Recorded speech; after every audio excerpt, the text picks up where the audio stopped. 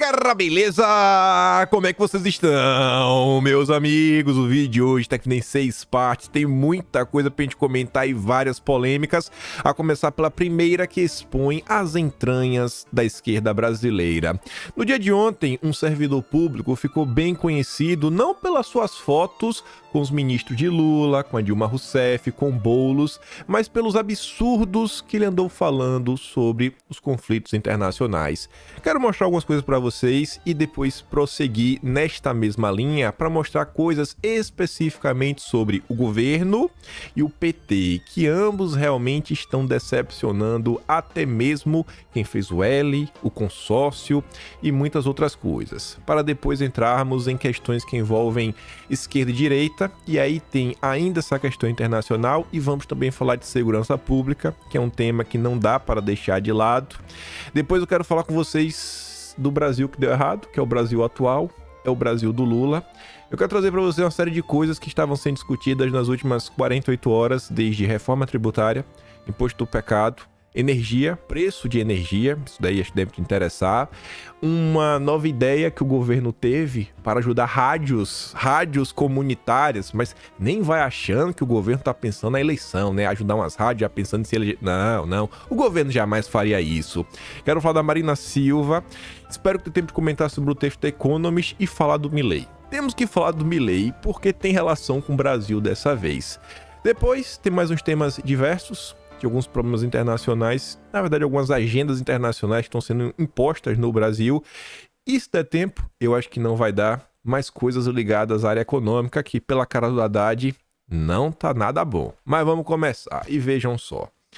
Como falei já na introdução, ontem um servidor público virou notícia em todos os portais, Globo, Folha, Veja, Estadão, CNN, todo mundo falando, não de forma elogiosa, mas colocando a mão na cabeça e perguntando o que é que está acontecendo neste país. Sabe, não é questão nem de empatia, é passar assim totalmente do ponto. Você consegue ver ali na manchete. Padilha recebeu no Planalto apoiador daquele grupo lá, começa com H, antes do atentado. O nome do rapaz é Said, né? Ele é vice-presidente do Instituto Brasil-Palestina em suas redes. Isso aconteceu 5 dias antes. O Padilha recebeu o cara, né, no Planalto, junto com outros representantes.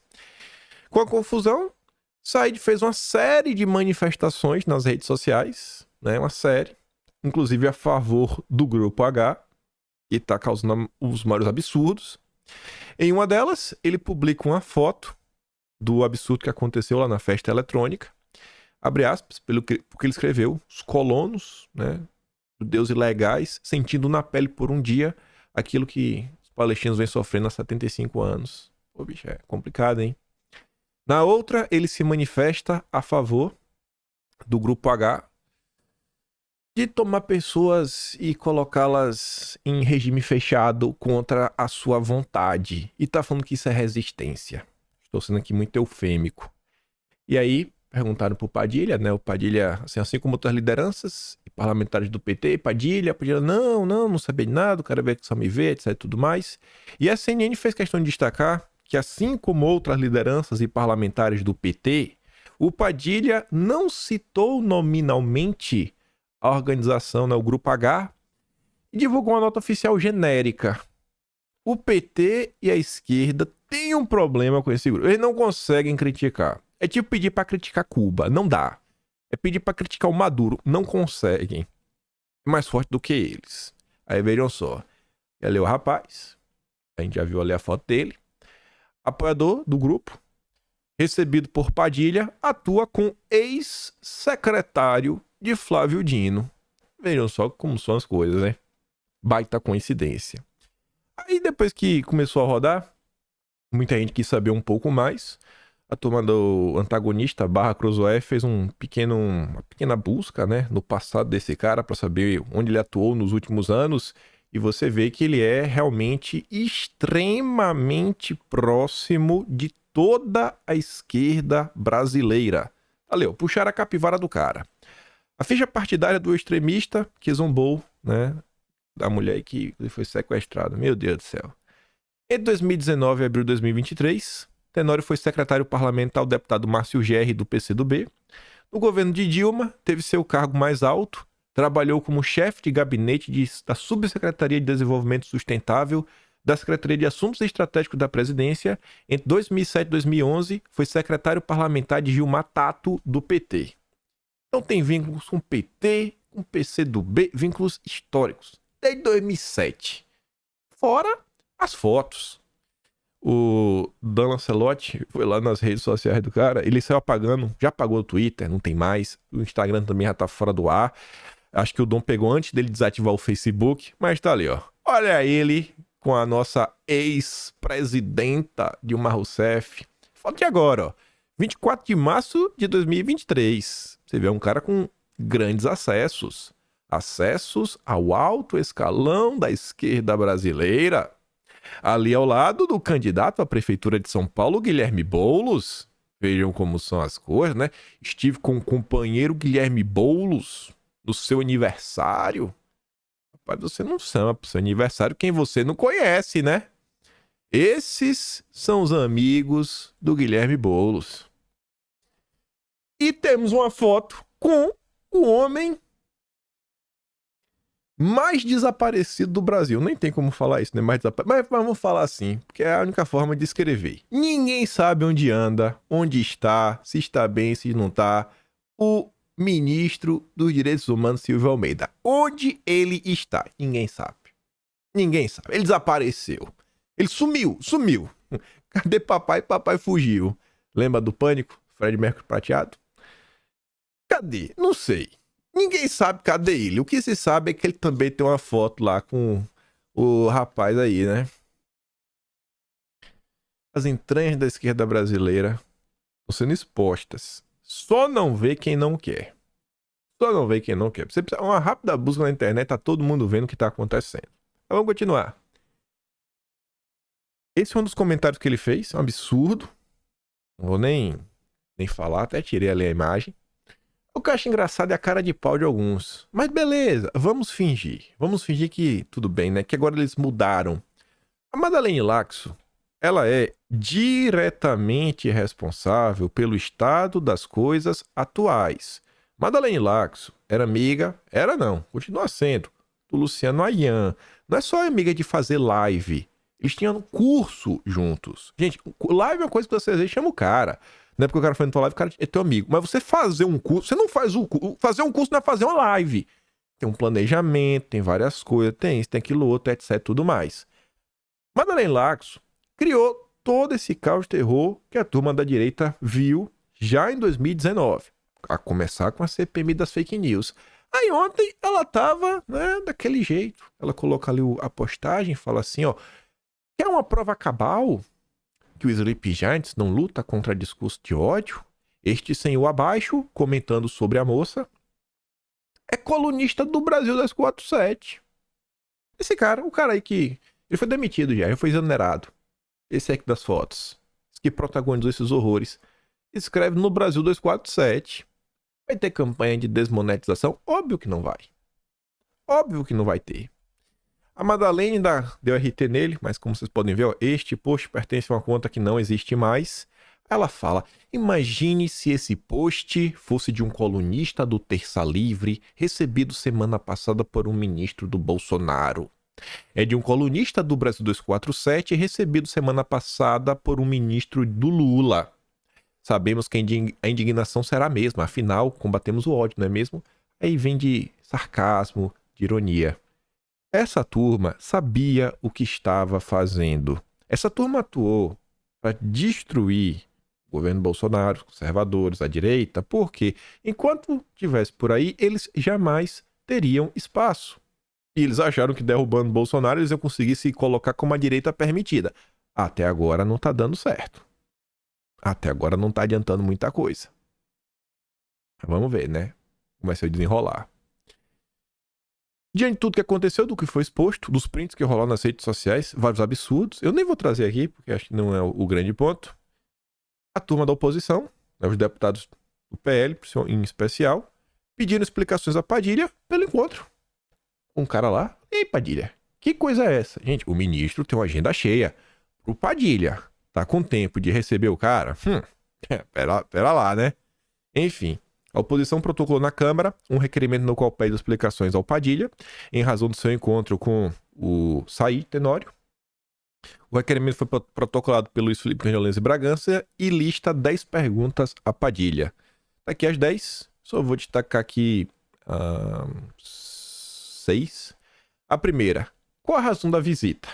Item 1, é o básico do básico do básico. 2, o que foi tratado nesta reunião? Tratou-se de alguma forma de relações entre o grupo H e Israel? Sim ou não? Terceiro, está registrada a data de reunião em algum local que tenhamos acesso? Eu gostaria de saber, né? Ou foi uma reunião fora da agenda? Por que não registrou? E se foi fora da agenda, por que não registrou na agenda? Enfim. Qual mensagem o Ministério, que é de certa forma porta-voz do governo, quis passar ao receber tal apoiador? Pergunta 8. Está nos planos do governo federal declarar o Grupo H como um grupo muito complicado, que toca o terror? Porque até agora isso não aconteceu. Nem está repudiando. Pergunta 9. O convidado citou algo sobre o Grupo H durante a visita? Mostrou alguma manifestação de apoio ao grupo? E aí? Duvido que o Padilha vá responder a contento as perguntas, daquelas respostas genéricas, mas fica claro para as pessoas o que está acontecendo, né? Fica claro para quem acompanha o mínimo. E aí, no final do dia, já foi exonerado. O servidor que atacou Israel na web é exonerado da Câmara dos Deputados. O mínimo. É o mínimo que se espera. Porque se fosse da direita... Vocês lembram? A cobertura que a imprensa deu, que o Jornal Nacional deu para quando Felipe Martins, que não pronunciou uma única palavra, ajeitou a lapela do terno, mas o jeito que ele coisa, os dedos abertos assim, e aí em tese era um sinal disso, aquilo, outro. Vocês lembram do caos? Sem falar nada. Imagina aqui. Obviamente a Globo vai abafar. Na TV não vai passar. Se passar vai ser assim, muito rapidamente. Porque não é do interesse, né? Não pode prejudicar o Dilma, não pode falar, porque senão, vai cair na conta do Lula, porque é um cara de esquerda. Porque é um cara de esquerda. Se encontrou com o ministro do Lula. Mas vamos continuar falando mais sobre o que a esquerda andou aprontando. Olha só. O Grupo H ter papel central na Palestina é encorajador. Quem disse isso foi o Celso Amorim no livro. A gente comentou sobre o livro ontem. O livro se chama Engajando o Mundo, a construção da política externa do Grupo H. E aí o Celso Amorim se sentia encorajado com a ideia desse grupo, né? Poder desempenhar um papel central na restauração dos direitos palestinos. A fala do ex-ministro está na apresentação da versão em português do livro. A obra foi publicada no Brasil em março deste ano. Eis o que escreveu Amorim, abre aspas. Como firme defensor dos direitos palestinos e defensor de uma solução por meios pacíficos, fiquei muito encorajado com as palavras finais do autor. Através de maiores esforços diplomáticos e alianças globais, o Grupo H pode desempenhar um papel central na restauração dos direitos. Bacana, viu? Bacana. E aí muita gente se pergunta, aquela pergunta retórica. Pergunta retórica é quando você não espera uma resposta, né? Você tá perguntando algo que você já sabe a resposta. E aí você vê aqui essa nota. O Estadão escreve que declarações do Itamaraty sobre óbito de brasileiros em Israel são alvo de críticas. As pessoas estão criticando as declarações oficiais do governo Lula. O tom do texto, apontado como frio, insensível, e sem mencionar o Grupo H, que é o culpado, foi duramente criticado na conta da chancelaria no X, né, o antigo Twitter. Pouco depois, o Itamaraty fechou os comentários. O governo Lula não aceita. Essa é a regulamentação das redes que eles defendem. Isso é, né, o combate contra as maldades na internet. Até o começo da noite teve 4 milhões de visualizações essa postagem. Um contexto sobre o que ocorreu, né? Foi inserido no post. Tiraram a vida das pessoas. Não é aquelas... teve um piripaque. Não. Alguém tirou. Tem um culpado por trás. E aqui tá a nota. E aí é engraçado que o Pedro Menezes é um lulista convicto liberal. Óbvio, todo liberal é lulista, né? Os que não são é que estão fingindo, não sei. Lulista, liberal, votou, fez campanha. Aí ele deu RT, né? Que não pode comentar. Aí ele fala: chamaram, né? Tirar a vida de alguém de falecimento. Pelo amor de Deus. Não mencionaram os responsáveis? Adicionaram uma frase chapa branca contra todos os óbitos de civis e trancaram os comentários. Tradução: não se importam com o óbito, com o falecimento de um brasileiro e sequer conseguem fingir que se importam. Tá ali a nota.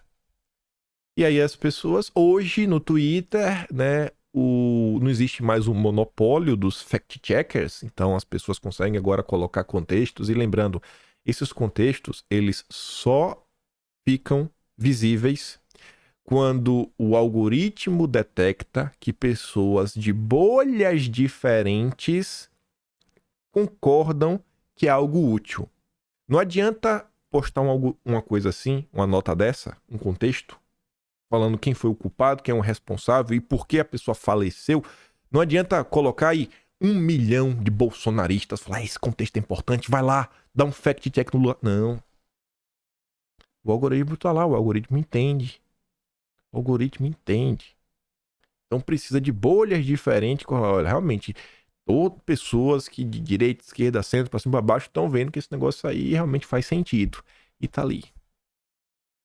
Tá ali. O Itamaraty do Lula e do Celso Amorim, né?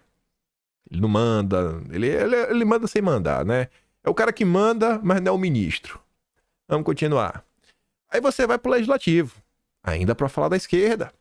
Sessão da Câmara segue suspensa após parlamentares do PT colocarem uma propositura de repúdio a Israel em meio às condenações do ataque do Grupo H. Aí você fala, não é possível. Não é possível. Mas, gente, isso aqui agora se torna um fato. Tem um milagre e o nome dos santos. Santos não, né? Tá mais pra outra coisa. Mas tá ali. Deputados do PT são contra moção de repúdio ao Grupo H. E não é só contra a internet, não. Foi pra votação, eles votaram contra. Olha, 2 parlamentares do PT foram os únicos a votar contra a inclusão na pauta da Comissão de Segurança Pública da Câmara dos Deputados, a votação da menção de repúdio ao Grupo H. Os petistas, Dimas Gadelha e Raymond, foram contrários à proposta apresentada nesta terça-feira. Está registrado nos anais do Congresso Nacional.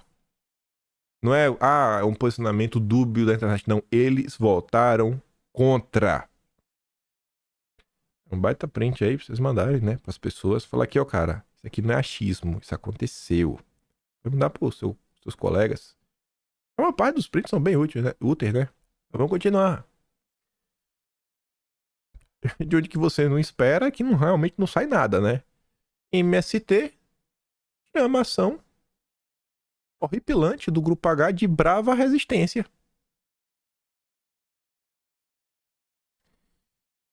O MST divulgou uma nota nesta segunda para exaltar a brava resistência, né? Sem citar o H. O movimento exaltou as ações, né? Para o movimento, a ação absurda do último fim de semana foi legítima.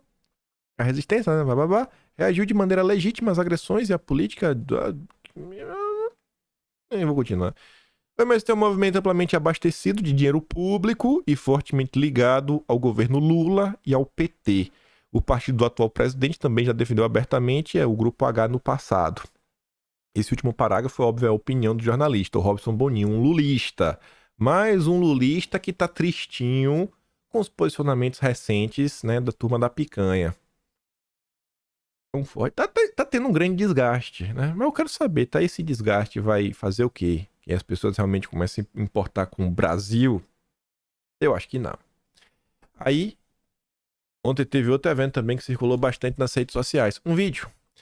Um debate, pode-se falar assim, que teve na PUC. E o professor teve algumas falas polêmicas. Você deve imaginar qual foi a polêmica. Aquela nota ali no Globo. O professor abandona debate sobre Israel versus o Grupo H na PUC após bate-boca com alunos. Imagina, os alunos estavam lá de Israel e o professor tava com os comentários meio complicados. E aí ele conversou com a Globo. Falei, não, aconteceu na PUC muito grave, foi vítima de uma tentativa de censura, como nos tempos do bolsonarismo, táticas do MBL. A culpa é de Bolsonaro. Censura do bolsonarismo. O Pondé comentou sobre esse caso, né? Sem citar aí o santo, falando que o fedor do preconceito se espalhou pelas universidades. A máscara caiu. Os preconceituosos saíram do esgoto. Aí vem a CNN. Essa é outra para falar rapidamente do consórcio. A CNN mostra imagens do momento em que militantes do grupo H, militantes, e vocês achando ruim a Folha de São Paulo e a Globo chamando de combatentes. Agora viraram militantes. Militantes. Leonardo Coutinho até da RT, ó. Militantes. Aí vem o Metrópolis. Aqui tem um vídeo, mas também não vou mostrar a imagem do vídeo. Você vê as pessoas no vídeo, é só a turma da esquerda. Aí eles primeiro... O post original é esse de baixo, ó. Militantes de direita comparece a ato em solidariedade pro papai provocam manifestantes. Aí depois eles viram que passou do ponto. Aí botou não, militantes. Militantes comparecem. Viraram militante de direita. Esse é o jornalismo profissional. Aí, um dos grandes líderes da esquerda nacional durante os últimos 60, 40, mais 20, com 60 anos, rapaz. Disseu tá na labuta, ele tem quase 60 anos. Desde a década de 60, Disseu já tava aprontando. Enfim, tá ali ele, ó. Disseu diz ver contradição em fala de Lula sobre o ataque do Grupo H. Ele participou de um programa lá do Opera Mundi com seu amigo Breno Altman, junto com Rose Martins, que é mestre e doutoranda em Economia Política Internacional, além de ser filiada no PT, e Valério Arcari, ex-integrante do PT, fundador do PSTU e hoje no PSOL, ou seja, só a nata da esquerda. A Altman dirigiu aos três a mesma pergunta. Está correto classificar os atos como atos que tocaram terror? Dá pra falar isso? Como declararam vários líderes mundiais, incluindo o Lula, Disseu não citou o petista diretamente em sua resposta, mas afirmou que taxar o grupo como T fica bastante contraditório com a própria luta que os próprios judeus estabeleceram para conquistar o seu estado. Quando Disseu, a gente não espera nada muito diferente, mas é bom ver ele comentar. Bom ver a imprensa mostrar isso, né? Mas não, gente, olha só. Ontem eu fiquei me questionando o seguinte: será que quando chegar na eleição o pessoal vai mostrar isso e as pessoas vão ver? Eu, depois de muito pensar, sabe que eu tô chegando na conclusão? Que os petistas estão falando isso se valendo do que aconteceu em 2022. Quando você tentar pegar essas notícias e relembrar nas eleições de 2026, eles vão classificar como fake news, vão abrir inquéritos contra você, vão começar com AGES, que é Ações de Investigação da Justiça Eleitoral. Vão fazer mil e uma coisas, como eles fizeram em 2022. Então, assim, a gente comenta agora, mas quando for 2026, não vai poder falar. Não vai poder. Vai ser fake news, vai ser desinformação, que foi exatamente o que eles fizeram em 2022. Ano passado. Mas vamos continuar saindo um pouco desse tema, ainda meio nele, para falar de diferenças entre esquerda e direita. A Veja estava ali já, né, botando a mão na cabeça, já olhando meio que o resultado do que está acontecendo, tanto a Veja quanto o Globo. Mas ali embaixo, ó, a carta recuperada sobre o Grupo H vira dor de cabeça para o PT. A internet está aí para recuperar, né? Se fosse depender do consórcio, a gente não quer saber disso. A população está acordando exatamente por ter acesso à internet. E a Globo, braço do petismo, muito preocupado com o que está acontecendo, tá ali, ó. De Bolsonaro a bolos. O conflito cria pressão sobre a esquerda e abre fissuras na política brasileira. Tradução: a esquerda está passando perrengues e a esquerda está rachando. A esquerda está rachando porque veja a fala do Disseu. E aí veja como isso se conecta a coisas que a gente vem comentando nos últimos meses. Literalmente nos últimos meses. E eu venho apontando, pessoal, não adianta só falar que o Lula é sabe, o homem do Foro de São Paulo, 100% alinhado ao bloco eurasiano e que isso, aquilo outro comunista. Ele pode ser isso, mas muito mais. Lula também é o amigo do Biden. Lula também é um cara que segue a agenda verde, a agenda SG, né? É o vassalo do imperialismo, é tudo isso. E quando você olha para a esquerda no Brasil hoje, tem pelo menos dois grupos que estão assim bem definidos, delimitados. Você tem aquela esquerda, sei lá, os comunistas, os marxistas, etc, tudo mais, a turma do Disseu. E você tem os progressistas, os liberais, os woke, os identitários, chame do que quiser, os alinhados ao globalismo, né? Todos coloca vários conceitos na mesa, porque tem gente que fica, esse conceito não é próprio, não é que ele é isso, não é que... Não, deu para entender do que a gente tá comentando. Então, desses dois grupos, o Lula, ele tá sem saída. Se ele repudia, a esquerda raiz fica chateada, como tá. Você vê o PCO, que vinha passando um pano absurdo pro Lula, os caras surtaram com o comportamento do Lula. O Disseu tá falando, cara, isso é um absurdo. E se o Lula não criticar, aí os identitários vão ficar malucos, os outros vão ficar malucos. O Lula hoje, ele não sabe o que fazer, ele não tem como agradar a gregos e troianos. Toda decisão que ele tomar, ele vai desagradar um grupo, se não os dois. Se não os dois ao mesmo tempo. Lula não tem como manter a base dele intacta. Ele vai decepcionar alguém. E a Globo tá percebendo isso. E tá preocupada. E a Globo acho que tem certeza que ela torce, né? Por Lula fechar com a turma woke, a turma identitária. Que é o lado que a Globo já tomou há muito tempo. Aí você vê. Ex-secretário de Saúde critica Boulos por não condenar o Grupo H e deixa pré-campanha. O ex-secretário de Saúde é o cara do Dória. O cara do Dória. E tá com Boulos. Olha só. Né? É a galera que se vendia como oposição. Tem uma capa da Veja com Dória que o texto da capa é Nasce o anti-Lula. Era pra eu ter colocado aqui essa capa. Nasce o anti... Eu vou trazer depois. Nasce o anti-Lula. Tá vendo aí? Tem outra nota também fala, aqui ao longo do vídeo, se vai dar tempo, sobre o que a revista do Dória andou falando sobre Lula e os seus ministros. Obviamente elogiando. Aí, por causa das críticas, o cara saiu. Aí você vê, ó, batalha e greve, né? O conflito e a greve impõe choque de realidade à estratégia de Boulos para 2024. Olha a preocupação. Pô, é minha imagem pública, eleição, ganhar mais poder. Aí, após as críticas, Boulos muda o tom e cita o grupo.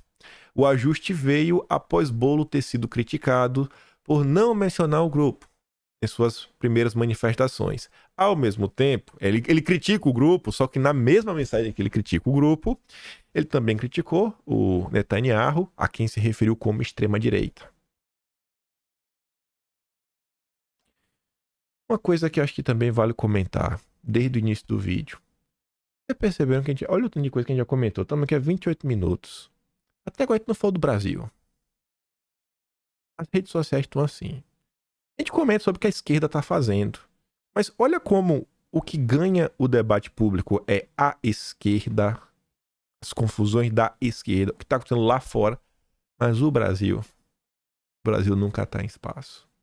É a discussão sobre quem o Lula vai indicar. Mas assim, e o Brasil?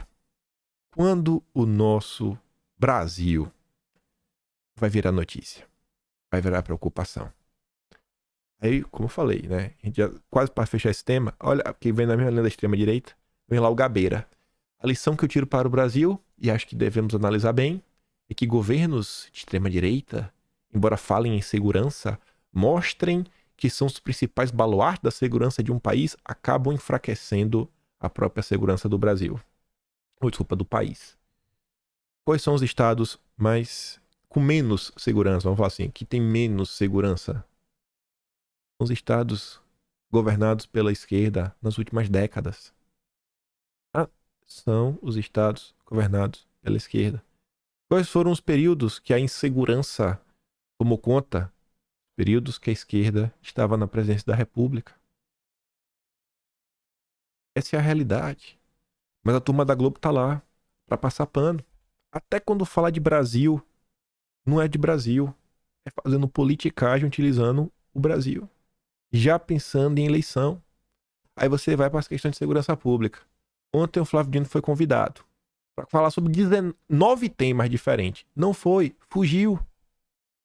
Dino falta a convocação e presidente do colegiado vai pedir impeachment. E não é de forma aleatória, é com base. A lei do impeachment assegura que o ministro que não comparecer a alguma convocação da Câmara ou do Senado sem justificativa pode ser alvo de impeachment por crime de responsabilidade.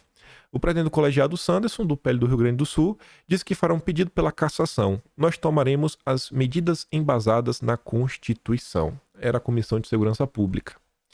A convocação atendia 19 pedidos. 19 pedidos. Toma um tempo lá para falar sobre várias coisas. E se tratava de 9 temas. Imagem do dia 8. Regulamentação de ferramentas. Invasão de terras. Interferência na Polícia Federal. Acusação de fake news aos CACs. Corte na verba para o orçamento de 24 para combater a criminalidade. Ataques a membros do colegiado. Controles de conteúdos danosos aqui na plataforma. O caso das prisões por adulteração na carteirinha de tomada e criminalização dos games. Ele não foi. Não foi. O Abílio Brunini, do PL do Mato Grosso, afirmou que ligou para o ministério e ele estava na esplanada. O ministro está lá no gabinete do Ministério da Justiça atendendo gente. Nenhuma reunião o impediria de vir aqui. E tá certo. Anderson falou que o governo age na pauta de segurança pública com omissão, de forma leviana e covarde. A prova material dessa covardia é o ministro da Justiça, né, que foi convocado e não veio. Aí você vai olhar as notícias que tem também sobre o tema. O PT tá preocupado com a segurança pública? Parece que não. E quando se fala na sucessão, nas indicações para cargos, não entra Brasil, não entram aspectos técnicos. É assim, não. Olha, estamos em busca de alguém que é alinhado a essa agenda. Não. Temos em busca de alguém que é de confiança do Lula. É os temas que a gente debate. Não se fala de Brasil. Lula ouviu nos últimos dias ao menos um conselho para adiar a indicação, né, do Supremo. O Pedro partiu de um petista que é contrário à escolha do Dino. A justificativa é que o ministro está envolto numa crise de segurança pública. O petista disse a Lula que a eventual indicação e a consequente mudança no ministério neste momento poderiam prejudicar os projetos da pasta. Balela. O objetivo real é outro: deixar o Dino exposto para tirar o seu favoritismo da corrida pela cadeira. Quanto mais tempo Lula demorar, mais tempo adversários terão para tentar desgastar o Dino. Vai desgastar porque eles sabem que a segurança pública não vai resolver. Eles vão deixar a coisa piorar por puro projeto de poder para indicar quem eles querem. O que é que precisa fazer para desgastar o Dino? Deixar a segurança pública pro buraco? Deixe pro buraco. Nomeação de Dino, né, arrisca derreter. Se não sair nas próximas semanas, arrisca derreter como sorvete na praia. Dino foi... Aí vem uma puxação de saco, né? Matéria do Hélio Gaspari. Um correto magistrado, governador do Maranhão, chegou ao Ministério da Justiça com uma biografia invejável, mas entrou na máquina de moer carne da gestão de segurança pública. Aí tá ali, ó. O medo da falta de segurança. Lula cobrou Flávio Dino e Rui Costa ações de impacto na segurança que deixem evidente à população que o governo está preocupado com o assunto. Aí você fala, eita, será que agora vamos falar de Brasil? É porque tá preocupado, uma marca. Será que o objetivo realmente é ajudar as pessoas? É salvar vidas? É combater o crime? Será que o objetivo da cobrança do Lula é esse? Não. Também falou o telefone, o governador da Bahia, o Jerônimo, né, que tá lá, que tá aquela confusão. O grande temor de Lula é que haja a instrumentalização da violência e do medo pela extrema-direita. Não apenas para defender projetos que desrespeitam os direitos humanos, como para eleger prefeitos no ano que vem e representantes em 2026. Ou seja, até quando tem a preocupação com a segurança pública, não é por estar preocupado com o Brasil, com cidadãos brasileiros. Não. É porque ele está preocupado com o seu próprio projeto político para 24 e 26. E os prejuízos que a esquerda pode ter. Não é Brasil. O cara não tem preocupação com o Brasil. O Brasil não aparece nas notícias. Aí você vê mais com o delegado de segurança pública. Farinha pouca, meu pirão primeiro. O Dilma pode ter problema com a PF. Por quê? Porque os policiais estão insatisfeitos com a maneira como o governo conduz as negociações de reestruturação dos cargos e salários da categoria.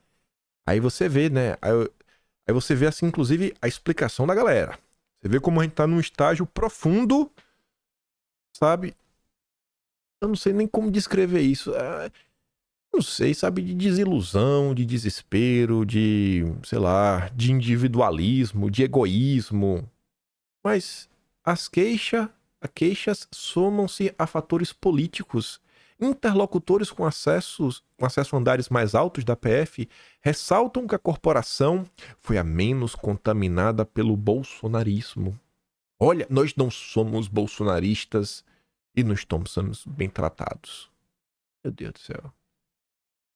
Você tem que ser melhor tratado porque você não é bolsonarista. Você merece um melhor aumento porque você não é bolsonarista. Porque o bolsonarismo não entrou aqui. Meu Deus do céu. Esse é o Brasil do Lula?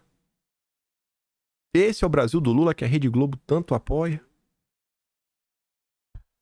Na verdade, o Brasil do Lula é pior. O Brasil do Lula é ainda pior. E vamos começar agora a falar de Brasil.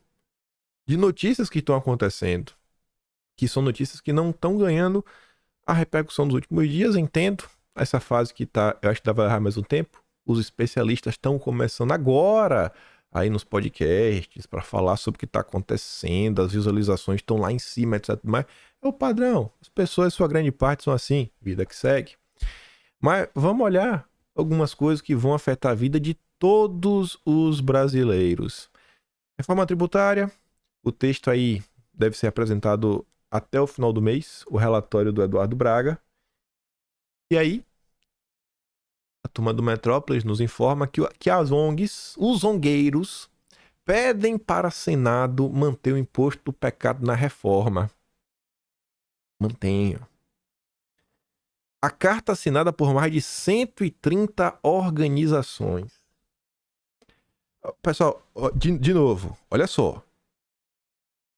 130 grupos. Olha os grupos, alguns que estão envolvidos, como WWF, uma ONG internacional, Greenpeace, outra ONG internacional, o ISA, essa é do Brasil com um financiamento absurdo e um dos principais alvos da CP das ONGs, a CT Promoção Saúde, vamos falar um pouquinho sobre ela. Relembrar, pede que os senadores mantenham a previsão do imposto. 130 organizações. Se o imposto do pecado não tivesse uma forte componente política, não fosse peça central no avançar de uma agenda política, vocês acham que iria ter todo esse clamor? Quando foi a última vez que vocês lembram na história de vida de vocês? Eu não vou falar no último ano, nos últimos 4 anos, nos últimos 5 anos. Desde que você nasceu, quando você viu 130 ONGs protocolarem uma carta em prol de um imposto específico? Eu não consigo entender como as pessoas não entendem a magnitude e o problema do imposto do pecado. Lembra desde quando a gente está comentando sobre isso? O primeiro político de peso a se posicionar contra o imposto do pecado, é um fato, se chama Jair Messias Bolsonaro. Quando o Bolsonaro fez isso, Valdemar o criticou. Esse é o Valdemar. Não dá pra deixar de falar também. E tá aí, 130 ONGs. Vai dar errado. Vai dar errado. Passou na Câmara. A turma começou a se preocupar com a reforma tributária quando já tava nos 48 do segundo tempo. No Senado, a turma não tá nem aí. Essa é a realidade. Já há consenso, olha essa peça que é uma descaração. Já há consenso na opinião pública sobre a necessidade do imposto seletivo. 94% da população brasileira é favorável ao aumento de impostos para produtos nocivos à saúde e ao meio ambiente. Segundo pesquisa Datafolha, diz o documento. Isso é uma descaração sem tamanho. Sabe por quê? Isso aqui já é uma prévia do Atlas de agosto, que só vai estar disponível no dia 15. Na página 95, no tema Economia, subtema Reforma Tributária, eu vou ler a notícia. 94% dos brasileiros apoiam aumento de impostos para produtos nocivos à saúde. E eu comentava como essa pesquisa é descarada. Porque você chegava para a pessoa e falava o seguinte: você é a favor de tributar o que faz mal para a saúde e a mãe Gaia? Quem que vai ser contra? Quem que vai ser a favor de destruir o planeta? Aí eu falo, não, pode botar imposto. Temos que proteger a mãe Gaia. Só que aí, aqui tá pequenininho, mas vocês conseguem ver, tem outro gráfico. Quando a pesquisa mostrava para as pessoas quais seriam os produtos que seriam tributados, peraí, peraí, não, me perdoa. Aí o 94% caía para mim de 40%. De 94% cai para mim de 40%, a depender do item. Então, ficava comprovado que era uma pergunta mal feita, mal formulada, que era uma pesquisa inteiramente política, para reforçar com algo. Então, olha tudo que foi feito, que foi investido, imagina quanto essa pesquisa não custou, olha todo o lobby que está sendo feito em prol do imposto do pecado. E depois, a gente trazia lá CT Saúde, isso aqui foi material que entrou em vídeo. Olha ali, estamos no Senado, na audiência solicitada pelo Paulo Paim, do PT. Do PT.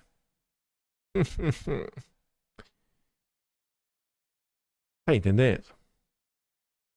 Depois, quando eu falo que o Atlas brasileiro é a única forma de você realmente saber o que aconteceu nesse país, aí não tem. Aí eu confirmo, né? Já tava lá, antes da nota sair. Já tava lá, tá escrito. Ainda sobre a reforma tributária, que o turma não tá nem aí, o Estadão falou com o Eduardo Braga. Ele adia relatório para dia 24. Veja pistas do que pode mudar no texto. A matéria tem um pedaço dela só para imposto seletivo. Tem um título ali, ó, negrito, imposto seletivo. Eduardo Braga admitiu que esse é um dos pontos mais polêmicos que divide opiniões.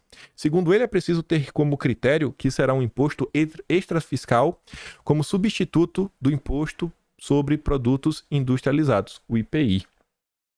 Ele afastou a ideia, então não vai colocar no texto os produtos que seriam taxados por esse imposto, que inicialmente foi pensar no início para tributar o que faz mal à saúde como cigarro, bebida e combustível fóssil. No início era assim, mas muitos setores temem que o tributo possa vir a ser cobrado pelo governo para arrecadar mais, atingindo vários produtos e serviços como energia, telecomunicações, alimentos considerados prejudiciais à saúde, que assim, olha só, não é mais ultraprocessado, é o que é considerado que faz mal. Não é mais ultraprocessado. Carne faz bem ou faz mal? Se for de planta, faz bem. Se for de boi, eu acho que faz mal. Ovo faz bem ou faz mal? Não sei, tem que olhar no Fantástico qual é o último consenso, porque tá sempre mudando. Tá vendo? Isso não é aleatório. Isso não é aleatório. Isso daqui está sendo discutido há mais de 50 anos. Uma forma de colocar imposto em cima de questões ligadas ao meio ambiente e poder controlar aspectos da vida das pessoas. Você está controlando comida. E você está colocando mais uma amarra, mais uma algema na produção de energia que está diretamente ligada à capacidade de produção de qualquer país. Porque qualquer atividade requer energia. Energia mais cara, mais dificuldades para produzir. Menor competitividade, menos chances de competir no mercado externo.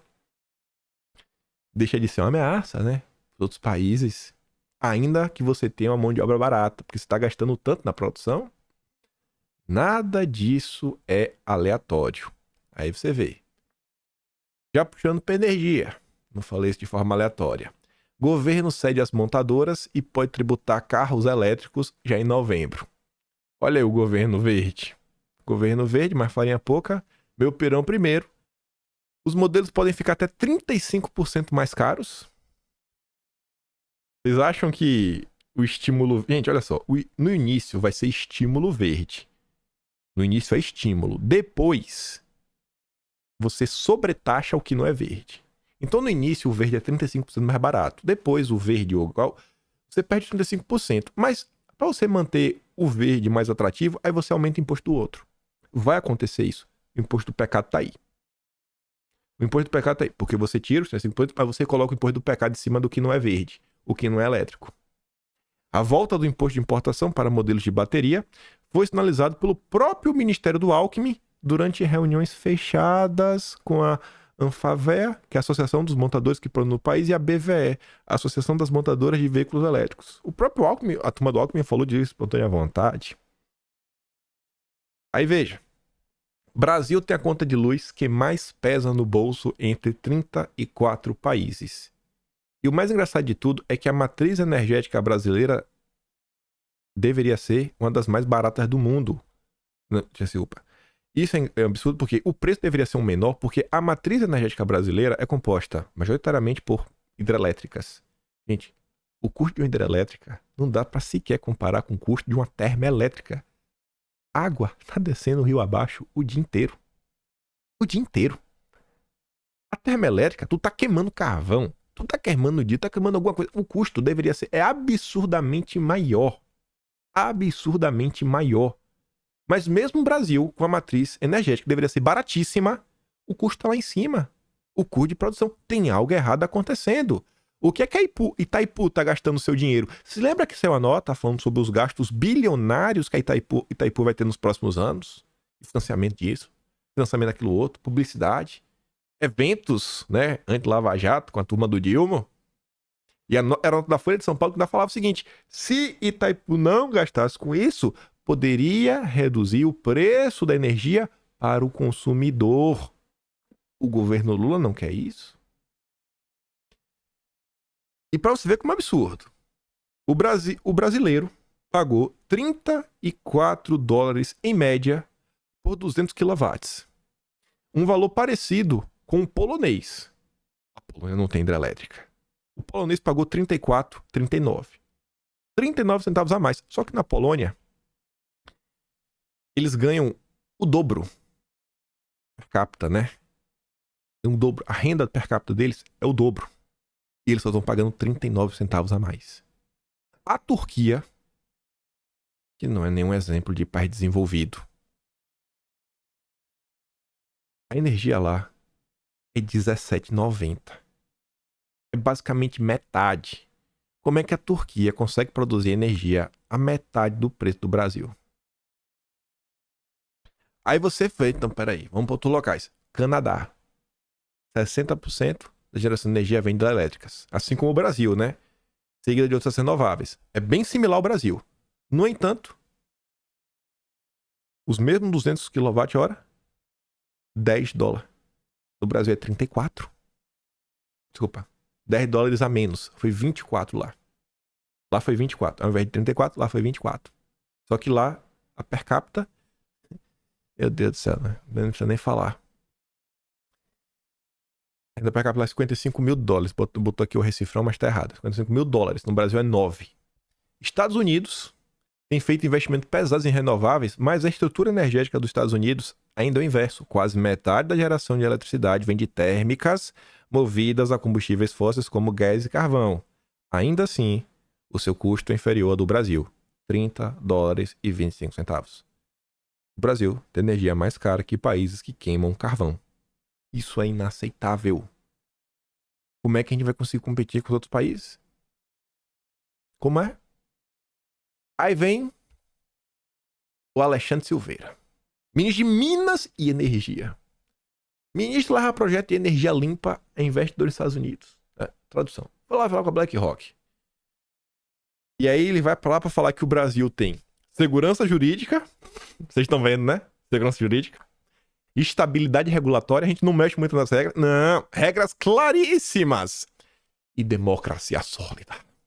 Paz. Ou seja, os pré-requisitos para investidores interessados em uma parceria público-privada que promova a sustentabilidade no setor energético. Na plateia, A percepção geral, pois de Curtis Silveira, é que o fim do governo Bolsonaro, bastante criticado pelos ambientalistas, também seria um ponto positivo na criação de uma agenda mais ativa em prol da economia verde.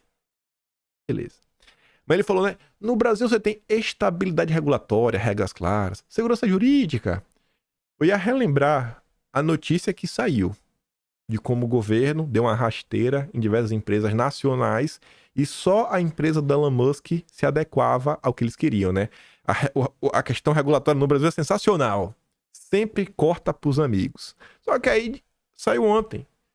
O MEC recua e suspende regra de internet em escolas que só Musk poderia atender. Uai, cadê a estabilidade regulatória? Cadê? Todo dia tá mudando a regra. Todo dia tá mudando. Graças a Deus, review, né? Graças a Deus, porque essa regra é ridícula. Eram parâmetros que não são aplicados nem pela ONU, nem pelos Estados Unidos, nem pela União Europeia. Só no Brasil. Estabilidade regulatória, né? Segurança jurídica. Hashtag confia. Hashtag confia. Aí vai. O Brasil é um país com muita estabilidade regulatória. Quase não mudam as regras. Só quando é para atender aos interesses do poder. Assim, os interesses do poder, né? De um projeto de poder da esquerda. Governo Lula tenta turbinar caixa de rádio comunitária e abre disputa com evangélicos. Assim, nada contra ajudar as rádios comunitárias, nada contra, mas do jeito que meio que tá sendo feito no momento, tendo eleições, a gente fica meio assim, né?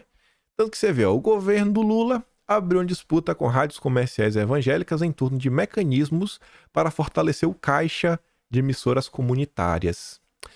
Além do mais, alguns parlamentares da oposição acusam o governo de estar buscando empoderar emissoras comunitárias com viés eleitoral há um ano do pleito municipal. É importante ajudar os pequenos. Mas você realmente acha que o Lula está preocupado com isso? Ou ele está preocupado com o aspecto eleitoral da coisa? O foco mais recente da quebra de braço é uma instrução normativa editado em setembro. Olha a estabilidade regulatória. Mudamos a regrinha agora. O Brasil é muito estável, que abre possibilidade das rádios comunitárias receberem apoio cultural. Ou seja, ao escrever determinado programa em um edital, elas pleiteiam essa forma de patrocínio público. Trata-se de uma modalidade distinta da publicidade institucional. A iniciativa do governo é considerada ilegal pela ABERT, que ameaça judicializar caso o governo não recue. Há atualmente 5.000 rádios comunitárias do país. O governo afirma que o fortalecimento do caixa dessas emissoras visa ampliar a democratização da comunicação. Não, muito democrático. Muito democrático, né? Conta pro governo que tem uma rádio aí comunitária bolsonarista para ver se ela vai receber. Faz o teste. Faz o teste, né? Grandes democratas. Faz o teste. Continuando nessa mesma linha, falando de Brasil, que todo mundo tá nem aí pra ele, saiu um texto muito interessante nos últimos dias. Muitíssimo interessante. O texto sai criticando do início até o fim o que eles chamam de economia patriota. Economia patriota, como eles chamam. O texto que está sendo criticado foi publicado pela The Economist, a meca dos liberais. Então, obviamente, eles são contrários, né? Eles são 100% a favor do livre mercado. Aquele livre mercado que o governo não participa e quem cria as regras são os grandes bancos, as grandes empresas, as grandes corporações, as grandes multinacionais, sempre para minar o pequeno e o médio e continuar fortalecendo os monopólios. Essa é a turma da Economist. Aí olha o que eles veem com maus olhos e o que eles... Não, o texto é gigante. Eu só trouxe 3 parágrafos. Porque depois ele só sai criticando, falando que vai dar... Graças a Deus vai dar errado. Isso vai dar errado. E sai colocando 1001 coisas de por que vai dar errado. Mas enfim. O livre comércio global ficou no passado. Os governos estão descartando os princípios que enriqueceram o mundo em favor da economia patriota. Às vezes, batalhas, revoluções, mudanças fundamentais chegam fazendo estrondo. Com mais frequência, porém, elas chegam de mansinho. E assim é a coisa em relação ao que nós estamos chamando de economia patriota. Uma ideologia protecionista com altos subsídios e intervenções pesadas administradas por estados ambiciosos. Cadeias de fornecimento frágeis, crescentes ameaças à segurança nacional, A transição energética e a crise do custo de vida têm exigido ações de governos e por uma boa razão. Mas quando nós juntamos isso tudo, fica claro quão sistematicamente o pressuposto dos livres mercados e governos limitados tem sido deixado ao léu. Na opinião desta revista, trata-se de uma tendência alarmante. Eles acham que a economia patriota é um problema. Problema demais. Nós fomos fundados em 1843 para advogar por, entre outras coisas, livre comércio e um papel modesto dos governos. Ou seja, o governo não pode participar. Deixa que a gente se autorregula. Deixa que os monopólios mandam. Hoje, esses valores liberais clássicos não apenas são impopulares, mas estão cada vez mais ausentes do debate político. Menos de 8 anos atrás, Obama tentava colocar os Estados Unidos em um gigantesco acordo comercial no Pacífico. Hoje, quem argumenta favoravelmente ao livre comércio em Washington é ridicularizado, rotulado como irremediavelmente ingênuo, e no mundo emergente é classificado como uma relíquia neocolonialista da era em que o Ocidente ainda sabia das coisas. Nosso argumento é que a economia patriota se provará, em última instância, uma decepção. A economista está apostando nisso, que eles vão trabalhar para dar errado.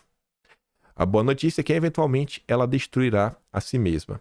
E qual é o ponto aqui de discussão? O que é que vários governos estão percebendo? Com tudo que aconteceu, conflito lá na Europa, né, na região da Ucrânia, sanções, quebras nas cadeias de produção, ainda durante a pandemia, o pessoal viu que assim, cara, começou a dar errado e começou a faltar o que não deveria faltar. E aí os países ricos assim, começaram a passar um monte de perrengue. Falaram, pô, peraí.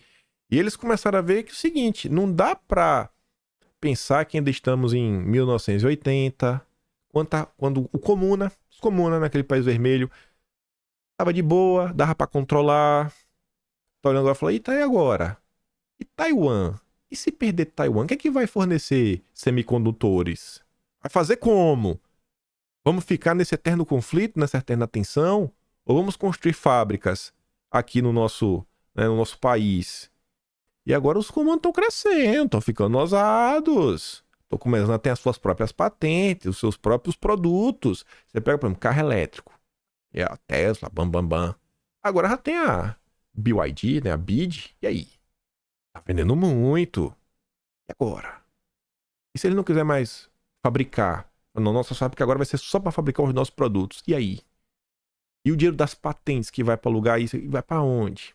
Então todo mundo começou a olhar e falar, pô, peraí. E emprego? Tem que ter emprego. Não dá pra pegar bolsa para a sociedade inteira, todo mundo viver bem, o povo precisa de emprego. Não é só assim, o povo precisa de emprego. Nos Estados Unidos, eles estão tendo discussões lá sobre o papel da inteligência artificial. No sentido assim, pô, beleza que é um avanço, não dá pra parar tudo, mas e aí, tu não vai ficar desempregado? Teve um cálculo que eles fizeram lá, não sei quantos milhões de motoristas. Se amanhã for tudo carro autônomo, vai fazer o que com essas 10 milhões de pessoas? Não, porque vai absorver. Pera aí, gente. Calma lá. A gente não tá falando da mudança de máquina de escrever pro computador. O negócio é um pouco mais complicado. Fazer o quê? Vai absorver onde? Então eles estão discutindo isso. A turma não quer ver uma massa de pobres em seu próprio país. Então estão começando a se questionar sobre esses pontos. A Europa falando, ó, temos que voltar pro Made in Europe. Tá dando errado. Esses países não têm mais as suas colônias. Lá, né? Tirar tudo a preços baratíssimos. Então eles estão fazendo tudo o que eles podem para manter todo mundo de joelhos. A única certeza que eu tenho é que no Brasil não tem economia patriota. Não com Lula, né? Patriotismo no Brasil é quase um palavrão. É coisa mal vista. Aí você vê. O Brasil sequer tá no ponto de ter indústria. A gente podia, pelo menos, estar ganhando com as commodities. Ou ter o básico do básico. Ali já ainda no âmbito de indústria de transformação. É coisa simples. Você não transforma para depois fazer um telefone. Não é tão complexo assim. Não. Coisa básica. Você transformar minérios em fertilizantes. A gente podia estar nesse naipe ainda. Mas nem isso. A próxima batalha de Marina. Isso daqui também já vem se arrastando no Brasil tem mais de 10 anos. Se sabe que o Brasil tem inúmeras reservas de potássio, poderia ser autossuficiente. O Brasil, que é movido pelo agronegócio, não é autossuficiente em fertilizantes, podendo ser. Porque a Marina, o IBAMA e os zongueiros não deixam. E tá ali, ó. Depois da Batalha da Foz do Amazonas, Marina será, né, vai brigar agora pela exploração de potássio na Amazônia. O Planalto quer minerar, confia. Vamos ver se o Lula realmente quer. Nos últimos dias, defensores da atividade em Altazes estiveram com Rui Costa e com outros ministros importantes do governo que defendem a operação. Eu acho que Alessandro Silveira até defende. É do PSD. A turma do PT quer nada. É porque porcaria nenhuma. Aí, como eu disse que eu queria falar do Milei, vai dar tempo aqui já para encerrar o vídeo, temos que falar do Milei. Um dos pontos que rondaram o debate na Argentina e que está sendo na Argentina, na Holanda, na Itália, vai ser nos Estados Unidos, não foi no Brasil agora em 2022, mas vai ser 2026. Se não for 2024, a Agenda Verde ela se tornou ponto central do debate. Tinha até um subtítulo assim, ó, mudanças climáticas, mas eu cortei. Candidatos à presidência da Argentina se enfrentam em debate acalorado. E aí falava que tinha vários temas, né? Em torno de produção, trabalho, segurança e proteção ambiental. Nesse ponto, o Milei enfatizou que não vamos seguir a Agenda 2030. Não aderimos ao marxismo cultural, não aderimos à decadência. E foi além. Não nega a mudança climática. Digo que tem um ciclo, blá, blá, blá. Todas essas políticas que culpam o humano pela política climática, a única coisa que buscam é arrecadar fundos para financiar socialistas preguiçosos que escrevem papers de segunda categoria. Parasitas, que não produzem nada. Nada. Quer ganhar um novo rentismo, o rentismo do mercado de carbono. E ainda vai além. O Brasil pode ser salvo pelo Milei. E por quê? Porque o Milei pode ser o responsável por acabar com um acordo com a União Europeia, Mercosul União Europeia, que é um acordo que vai destruir o Brasil. Mas tá ali, ó. Ajuda para o adversário. É certo que a eventual eleição do Milei vai significar o fim do Mercosul e vai causar problemas de larga escala a longo prazo ao Brasil. Mas não é preciso esperar pelo primeiro turno, no dia 22 ou pelo segundo, em 19 de novembro. No último debate dos candidatos a presidente na noite de domingo, Milei disse que, se for eleito, a Argentina não vai cumprir o Acordo de Paris, o maior tratado global para a redução de gases. Aquele acordo que o Zema, né, o vassalo do Zema, aquele entreguista, foi lá para os Estados Unidos, o único que se orgulhou, foi o único governador que foi lá bater continência para a ONU na questão de emissões. O Milei falou, aqui não. Aqui não. A Argentina não vai deixar de crescer. Porque aqui não. Ele tá certo. A Argentina não é culpada. Se quer falar realmente de redução de emissões, manda os Estados Unidos pisar no freio. Manda os comunas pisarem no freio. Manda a União Europeia pisar no freio. Quando eles pisarem no freio, aí olha para a América do Sul. O Milei tá certo. A frase de Milei equivale, né, a uma facada no acordo comercial entre Mercosul e União Europeia, negociado há 22 anos, e o governo Lula corre para tentar fechar antes da eleição.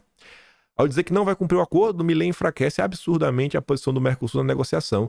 O principal argumento europeu para endurecer o jogo com o Mercosul é justamente a questão ambiental. E o Milei falou, aqui não. É ponto de debate em todo o mundo. Infelizmente, no Brasil, a direita ainda carece de entender a gravidade desse tema. Puxo mais uma vez o imposto do pecado. 130 ONGs, inclusive ONGs internacionais, pedindo mantenham esse imposto. E como o Eduardo Braga falou, na matéria do Eduardo Braga, alguns grupos já acham que vão, inclusive, ser aplicados para elementos que façam mal. Não é mais ultraprocessado. O que é que faz mal? O que é que faz mal? Quem é que define o que faz mal? O Lula? Vocês confiam no Lula e na Marina para dizer o que faz mal? Tem certeza? Isso vai impactar a vida de todas as pessoas. E é um assunto que vem sendo deixado de lado. O que eu comento depois? Eu quero comentar com mais calma, que tem a ver com marco temporal. Não quero que o vídeo hoje fique com 1 hora e 10 de novo. E é isso. Chegamos ao fim mais um vídeo onde em metade dele nós falamos do Brasil e dos problemas que o nosso país enfrenta. Precisamos falar mais de Brasil, gente. Precisamos falar mais de um projeto de nação. Entendo rede social, entendo os clamores, entendo todas as confusões, mas não pode deixar o Brasil de lado. O que está acontecendo agora está sendo um desgaste para a esquerda, está sendo um desgaste gigantesco, mas ao mesmo tempo está sendo uma cortina de fumaça para o Congresso. Ninguém mais fala de justiça, não fala mais nada. Será que a turma parou? Não, vamos parar de fazer maldade pra gente discutir. Enquanto não resolver lá fora, a gente não vai fazer nenhuma maldade no Brasil. Ele tá andando. O que a gente discutiu nesse final? O que você viu nos últimos dias alguém comentando? Essa questão depois do pecado, essa nota foi recente. Assim, o que a turma tá comentando desses outros temas? Reflitam sobre isso. Não dá pra ser nunca monotemático. Não é deixar de falar, mas nunca ser monotemático. Mesmo que eu falar para judiciário, beleza? É uma agenda, é uma pauta, mas não dá só para ficar nela. Não dá para ser monotemático. Tem muita coisa que tá sempre acontecendo. Tem que estar olhando o que tá acontecendo. Pelo menos alertando as pessoas, tentando usar essas coisas para mostrar que tem gente que vai se tocar por segurança pública, que é o que ela se importa muito. Tem gente que fala: eu tenho dinheiro, eu vou morar em condomínio, eu vou fazer isso, segurança. E já essa pessoa que não se importa com segurança pública se importa com a educação. Já tem gente que fala: tô dentro da educação, teu filho, meus filhos estão criados, tá até de boa. Mas a pessoa se importa com o bolso. O imposto ela não quer pagar. Então cada pessoa às vezes se toca com uma coisa. Às vezes você conhecer assim um leque de coisas. E eu acho que o nosso papel, eu acho que o meu papel, mesmo de vocês, é levar informação. Cara, o que a gente realmente pode fazer a cada 2 anos. Escolher alguém ali, uma coisa ou outra, e durante o tempo a gente consegue influenciar numa agenda aqui, numa agenda acolá, numa pauta aqui, numa pauta acolá, mas no final do dia é acordar pessoas, né, despertar mentes para o que está acontecendo e mostrar: cara, veja só, não precisa ser de direita, não precisa votar em Bolsonaro, mas pelo amor de Deus, olha o que estão fazendo com o Brasil, olha como isso daqui vai impactar a tua vida de forma negativa. Só de ser antipetista já é assim 80%. Acho que os últimos 20%, até chegar nos finalmente, até ele chegar lá na urna, ele é a urna, ele acha o caminho. Ele acha o caminho. Mas ele acha o caminho. Não tem como. Meu Deus do céu. Nós fomos um seguidor maluco, Nando Moura, né? E é isso. Fico por aqui. Com o meu trabalho. Se no canal. Tem um plano valeu. Tem um P na descrição.